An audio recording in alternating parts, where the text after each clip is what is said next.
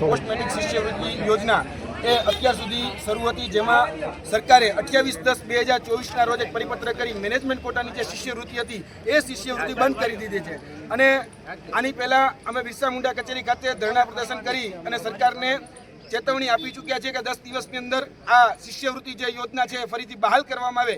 કેમ કે જોવા જઈએ તો આ આપણા ટેક્સના પૈસામાંથી આ બાળકોને જે શિષ્યવૃત્તિ મળે છે જેનું ઓલરેડી બજેટ પણ ફળવાઈ ગયું હોય છે, અને જે પ્રવેશ પ્રક્રિયા હોય શાળાઓની, કહી શકાય કે સંસ્થાઓની, એ સંસ્થાઓની તમામ પ્રકારની પ્રક્રિયા પૂર્ણ થઈ ગયા બાદ આ તુગલકી ફરમાન કરવામાં આવ્યું છે. અને આ તુગલકી જે ફરમાન છે એના વિરુદ્ધમાં અમે 28/10/2024ના રોજ જે આ પરિપત્ર કરવામાં આવ્યો છે એના વિરુદ્ધમાં આજે રાજકોટમાં એટલે કે સૌરાષ્ટ્રમાં જોવા જઈએ તો 10,000થી વધારે બાળકો એવા છે કે જે આ શિષ્યવૃત્તિના માધ્યમથી ભણી ગણીને આગળ વધી રહ્યા છે, શિક્ષિત બની રહ્યા છે, દીક્ષિત બની રહ્યા છે. ક્યાંક ને ક્યાંક સરકારની આદિવાસી સમાજ વિરોધી માનસિકતા હોય એ આ સ્પષ્ટ થાય છે.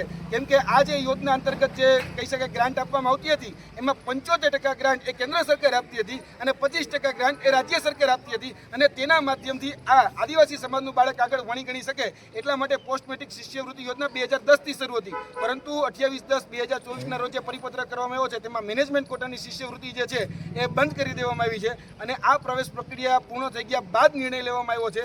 જો આ પ્રક્રિયા તાત્કાલિક ધોરણે એટલે કે જે શિષ્યવૃત્તિ છે તાત્કાલિક ધોરણે ચાલુ કરવામાં નહીં આવે તો વિધિને 5 દિવસની અંદર અમે ગાંધીનગર જે કઈ વિધાનસભા છે એ વિધાનસભાનો પણ ઘેરાવો કરીશું. અને અત્યારે જે આદિજાતિ કચેરી જે ઊભા છીએ એ આદિજાતિ કચેરી જેટલી પણ ગુજરાતમાં છે તમામ આદિજાતિ કચેરીના અમે તાળાબંધી કરીશું.